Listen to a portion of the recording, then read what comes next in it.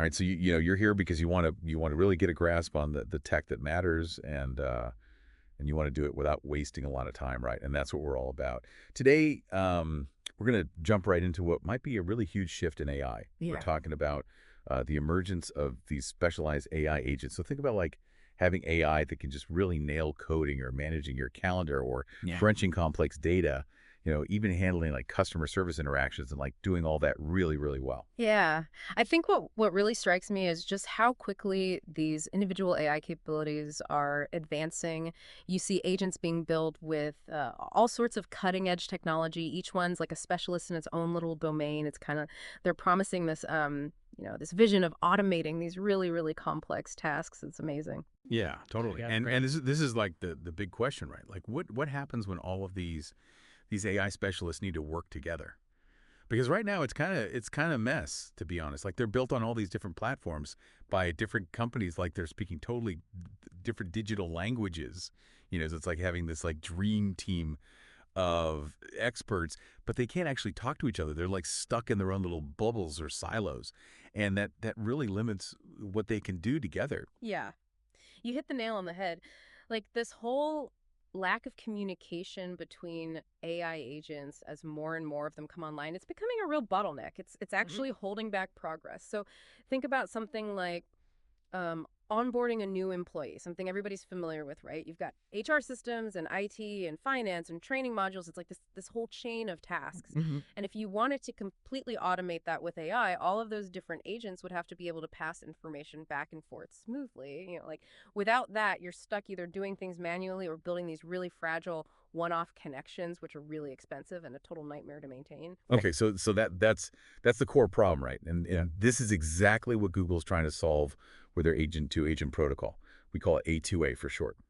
They announced this back in April 2025 at Google Cloud Next, and it's a pretty ambitious idea Mhm. for an open standard. So it's kind of like a universal translator for these AI agents. Mhm. So the big questions that we're going to tackle today are like, what is A2A in plain English? Why is now the time for this to happen? And could A2A be the thing that unlocks the real power of these collaborative AI systems? Yeah, and I think that's what makes the timing of all of this so interesting because you see this huge surge in what individual agents can do, and now we've hit this point where it's just like the natural next step is to figure out how to orchestrate all of this talent, how to like unify all of these amazing abilities, and the material that you shared really highlights this turning point, I think. Definitely. And to help make sense of all of this, we're gonna explore these sources together. We're gonna be your guides. We're gonna cut through the noise. And our mission is to pull out the really essential insights so you get a clear picture of A2A and why it matters Yeah. without getting bogged down in like the super technical weeds. Right. The fundamental idea behind A2A is that it creates a common language, like a standardized communication framework. Hmm. And this framework is what allows all these different AI agents to connect and work together without a ton of hassle. So imagine like tearing down all of those walls and silos that we talked about, especially inside of organizations, where data and processes are often scattered across all these different systems. And that analogy that keeps popping up, HTTP for agents, that really makes a lot of sense to me. You remember back in the early days of the internet, it was just this mishmash of incompatible systems until HTTP came along. Hmm. And that was that universal language that let any web browser talk to any web server. And boom, all of a sudden we had the World Wide Web. Yeah. And A2A wants to do that same thing, be that foundational layer, but for AI agents. Yeah, exactly. And if you kind of zoom out and look at the bigger picture, that kind of universal protocol could revolutionize the entire AI landscape. It has the potential to like reduce our dependence on any one vendor, create more competition, which is always good, and ultimately gives users more choices. Yeah. And that would just drive even more innovation. Of course, adopting any new standard requires, a certain leap of faith, and it does require commitment. And it's not just Google that's behind this, right? Yeah. One of the things that really jumped out at me was how many major players in the industry are already supporting A2A. It's over 50 of them right from the start. We're talking big names in enterprise tech like Salesforce and SAP and ServiceNow, along with some really crucial infrastructure providers like Accenture and Deloitte. That's a pretty Yeah. serious statement, right? Yeah. And that initial broad support is super crucial for any new standard to really take off. It's always an uphill battle. It's that classic chicken and egg problem. Like nobody Mhm. wants to invest until they see that it's already widely used. But by launching with this group of really powerful partners, Google is signaling that there's this like real shared need for this and that there's a lot of commitment right out of the gate. Totally. It really suggests that all of these major players, they recognize that this lack of communication between agents, it's holding everyone back. Yeah. They really want to establish A2A as this neutral, universal standard, something that benefits everybody, not just Google. And to really highlight that they've made A2A open source so anyone can participate, contribute, and help it evolve. Right. And that open source approach is really important for building trust and encouraging widespread use. It tells people that the future of the standard is going to be shaped by the community, not just by one company. Okay, so let's really get into the nuts and bolts of this problem. Like, why is this inability for agents to communicate such a pain? We've talked about these walls and silos, but what's the real day-to-day frustration that people who are building and using these AI agents are facing? Yeah. So right now, developers, they have to write what we call glue code, which is this custom code every single time they want two different agents to work together. And it's so time consuming and expensive. And those connections, they tend to be really fragile, and it just doesn't scale as you add more and more agents to the mix. Like, imagine trying to manually translate every conversation in a growing international team. It just wouldn't work. Yeah, that sounds like a nightmare. So what are the key benefits that A2A is promising to fix all of this? Well, the big one is true interoperability. Imagine this. An AI agent that was built using one set of tools can connect and use the abilities of another agent that was built with totally different tools, and it all works seamlessly. You don't need any custom code to bridge the gap.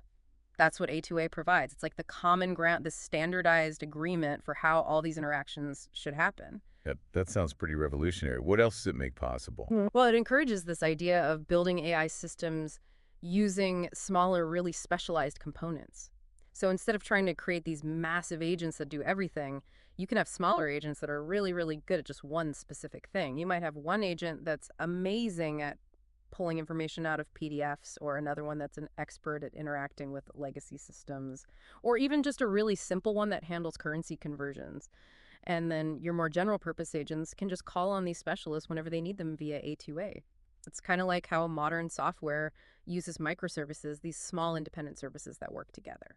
That makes a lot of sense. It's like building complex systems from reusable expert parts. Mhm. So how does all of this actually translate into benefits for real businesses and organizations? So one of the big benefits is improved efficiency and the ability to automate entire workflows. Because agents can communicate directly, you can automate these really complex processes that might involve multiple different systems or departments. And that direct communication eliminates the need for people to manually transfer information or use all of this intermediary software just to connect everything. So you end up with faster turnaround times and fewer errors. And it's not just about speed, right? It's about doing things that were just impossible or too difficult before. Absolutely. Many really complex tasks are just beyond what a single AI agent can do. A2A allows us to create what we call digital workforce teams, where agents with different specialized skills can collaborate to achieve a common goal. And there's research that shows that this type of multi-agent collaboration can dramatically increase task completion rates, especially in business settings. So it's like it's making it easier to build these really sophisticated AI-powered solutions. Exactly. Once a system is designed, using A2A, adding new agents becomes much easier and cheaper. As long as that new agent follows the A2A standards, it can just plug into the existing workflows and start interacting with the other agents.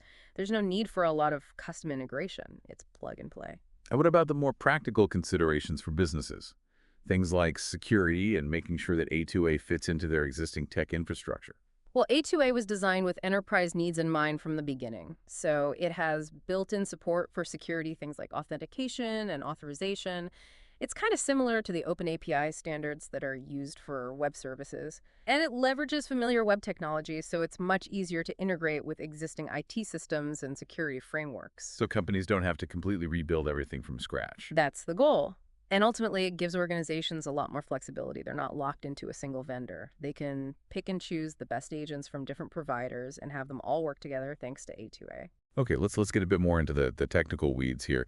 How does A2A actually enable all of this communication? What are the core pieces that make it all tick? So A2A relies on a few key concepts. The first one is called the agent card. It's basically like a digital profile for each agent. It's a file usually in JSON format that describes what the agent can do, how to contact it on the network, and how to securely communicate with it. This is how agents find and connect with each other. So it's kind of like a directory of AI skills. Yeah, you could think of it that way. Then there's the task. This is basically a unit of work. When one agent needs another agent to do something, it sends a task request. A2A defines a very clear life cycle for each task with states like submitted, working, completed, failed, and canceled. This helps ensure that communication is reliable. Okay. And how do they exchange the information they need for these tasks? They do that through messages and parts. A message can have one or more parts, and each part contains the actual content being shared. It could be text or a file or structured data like a web form, and this allows agents to figure out what types of information they can handle. What are the results of a task? When a task is done, the agent that did the work creates an artifact which represents the result. Like messages artifacts can also contain multiple parts with data, text, or files. I noticed the term opaque execution in the materials. What's the thinking behind that? Yeah, that's a really important concept for security and for protecting intellectual property. When agents use A2A to talk to each other, they only need to know the inputs they're sending and the outputs they expect to receive. They don't need to know, and ideally shouldn't know, how the other agent actually works internally. They don't need to know the models or the tools or the logic. This helps protect the algorithms and the data that are unique to each agent provider. That makes a lot of sense from both a security and a competitive standpoint. Now, A2A isn't trying to reinvent the wheel here, is it? It's built on existing web standards, right? Right. It leverages really well-established web technologies. So it uses HTTP for the basic request and response communication, which is how the internet works. It uses JSON-RPC 2.0, which is a standard way for applications to communicate remotely.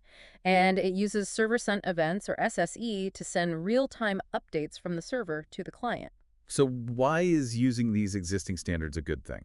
Well, it's a really practical approach. Developers and IT people already know how these technologies work, so it's easier for them to adopt A2A. It's also much easier to integrate A2A into existing infrastructure and security systems compared to using a completely new and unfamiliar protocol. Are there any other interesting technical features of A2A that are worth mentioning? Yeah, definitely. It has some features that are designed for real-world use cases, so it supports streaming and long-running tasks using SSE. This is important for tasks that might take a long time or that need ongoing updates, especially if the human has to get involved at some point. It also has support for push notifications, where an agent can send updates to a specific web address, which is useful for asynchronous operations. Hmm. And it's designed to be modality agnostic, meaning it can handle different forms of communication, even audio and video streaming, which opens up possibilities for really rich and natural interactions between specialized agents that can handle voice and video. Okay, now this is something that's been generating a lot of discussion lately. Anthropic's Model Context Protocol, we call it MCP. How does A2A relate to MCP? Are they competitors or do they work together? That's a great question. So MCP was launched a little bit earlier than A2A, and it focuses on standardizing how AI models and agents can connect to external tools and data sources and context. The analogy people use is it's like a USB-C port for AI. And Google's official position and the view of many in the industry is that A2A and MCP, they complement each other. They're not really direct competitors. They're addressing different parts of the whole AI interaction landscape. So MCP is more about an individual agent's ability to work with its own tools and data. Exactly. You could think of MCP as the wrench that an agent uses to work with its tools, and A2A is more like the dialogue between mechanics. It's about how multiple agents coordinate and work together to achieve a bigger goal. Okay, that makes sense conceptually. Yeah. Can you give me a real-world example of how they might work together? Sure. Let's say a main agent receives a complex task through A2A. It might then use A2A to delegate subtasks to other, more specialized agents. Those specialized agents could then use MCP to connect to the specific databases or APIs or tools that they need to complete their part of the task. And once they're done, they would report their results back to the main agent using A2A. Interestingly, Google's own agent development kit is designed to support both protocols, which kind of reinforces this idea that they can work together. I see. Yeah. But I've seen some people saying that in practice there might be some overlap between the two. What's the thinking on that? Yeah, you're right. Some developers who've used both protocols have noticed that there can be some overlap, especially at this early stage. Some people have even described them as having overwhelmingly overlapping features in certain areas. Using A2A to call in different agents can feel a lot like using MCP's multiple tool calling feature. And there have been discussions among MCP developers about whether MCP could evolve to expose entire agents, not just tools. So the line between them might not be as clear in practice as it is in theory. Right. The idea is that MCP handles lower-level resource access, and A2A handles higher-level coordination between agents. But when you're actually writing code, the functionality can feel similar. So it's understandable that there's some confusion about which protocol to use. For example, A2A's agent card and its task management system could be used in situations where you might otherwise use MCP. This overlap might become less of an issue as both protocols mature and developers figure out the best practices. Yeah, it sounds like it'll become clearer over time. For now, it's helpful to understand the intended roles of each one. Exactly.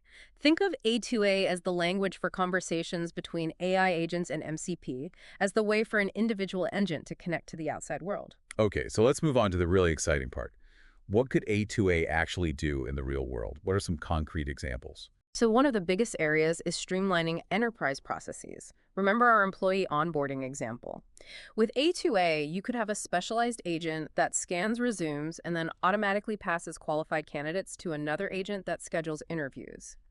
That agent then coordinates the interviews, and when they're done, it automatically triggers a background check agent. And all of this happens seamlessly through A2A. The same concept could be used for expense reports or for processing complex documents where one agent extracts the text and another agent analyzes it, or even for customer support where a chatbot can escalate issues to a human or an AI agent with the right expertise. Wow, that sounds like it could really transform how businesses work. What about collaboration between different departments within a company? Yeah, A2A could really break down those silos between departments. Imagine a sales agent who's talking to a customer and they discover a technical problem. Instead of having to send emails or make phone calls, the agent's AI assistant could use A2A to notify the tech support team and give them all the information they need instantly. That would lead to much faster and more efficient problem solving. And it's not limited to just internal processes, right? No, not at all. Think about research and analysis. You could have a main researcher agent that coordinates a team of specialized agents. One agent might gather financial data, another one might review legal documents, and another might analyze market trends. And they could all share their findings and collaborate through A2A. Even something simple like the currency conversion example we talked about earlier shows the potential for collaboration. So how could A2A be used to improve personal and work assistance? Today's assistants are often limited because they're basically just one piece of software. But with A2A, an assistant could be like a central coordinator. It could take your request and then use A2A to call on a whole network of specialized agents. One agent could book your travel, another could manage your calendar, another could summarize your emails, and another could control your smart home. It's like a much more flexible and powerful personal AI ecosystem. That's a really cool idea. Are there other areas where A2A could have a big impact? Oh, yeah, definitely. Operations in fields like supply chain management and manufacturing could be much more efficient. You could have agents that track inventory and coordinate logistics and schedule production and monitor quality control, and they could all share information and adjust to changes in real time using A2A. And AI marketplaces would become much more valuable if the agents you find there can easily connect and talk to your existing systems thanks to A2A. So it sounds like A2A could lead to a future where AI is much more collaborative and interconnected. Mm. But what are some of the obstacles that A2A has to overcome to really achieve this? Well, security and privacy are huge concerns, especially for businesses where you might have agents from different companies interacting and sharing sensitive information. A2A has security features, but ensuring that those interactions are secure and that everyone follows the rules for handling data is a really big challenge. That makes sense. What about the complexity of building and managing these systems with lots of interconnected agents? Yeah, even though A2A aims to make integration easier, it's still going to be tough to implement in complex IT environments, especially older systems. And managing a system with so many moving parts, debugging problems, ensuring reliability, and handling failures, it all adds a new layer of complexity. It might even become as hard as managing large teams of humans. Yeah, of course, the biggest question for any new standard is, will people actually adopt it? Exactly. There's always a chance that a new standard might not catch on. A2A needs to be widely adopted across the industry, and that means convincing developers and companies to invest the time and resources to implement it. And it's going to face competition from other approaches and from solutions that are tied to specific vendors. The commitment required to use A2A might also scare some people off, especially if there are simpler alternatives that seem to offer quicker results. So whether A2A becomes the standard or just one of many is still up in the air. Beyond those practical challenges, is there a concern that agents might not be able to truly understand each other, even if they can communicate? Yeah, that's a really important point. We call it semantic interoperability. A2A provides the tools for exchanging data, but for real collaboration. Agents need to understand the meaning and the context of that data. That's a huge challenge because AI understanding and communication are still very complex. And how would agents even find each other in this future network?